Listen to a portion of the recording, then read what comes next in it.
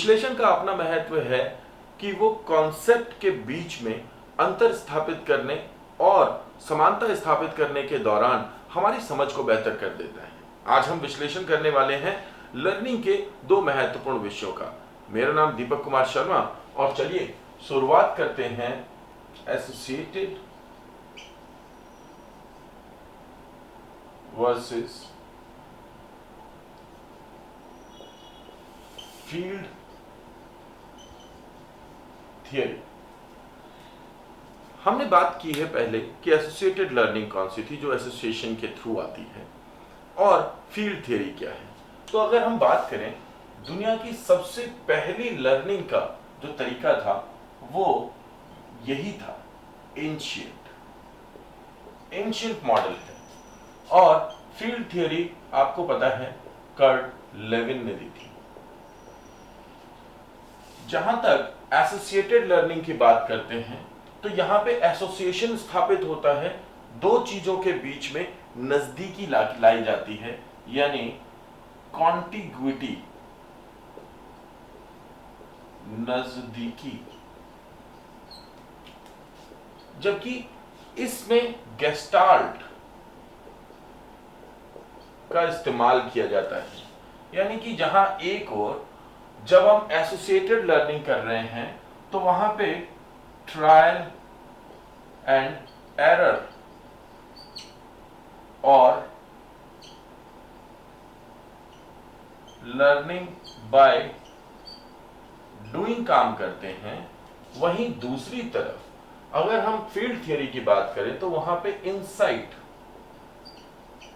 Learning की बात होती है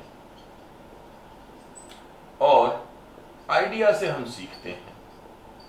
आइडिया यानी कहीं ना कहीं this is nearest to creativity. जहां तक लर्निंग की बात करें इन एसोसिएटेड फॉर्मेशन, तो इसमें मेमोरी का बहुत रोल होता है और मेमोरी के साथ जो दूसरी चीज होती है वो है परफॉर्मेंस। अगर हम फील्ड थियरी की बात करें तो उसमें सबसे ज्यादा रोल होता है थिंकिंग का, कॉग्निशन का,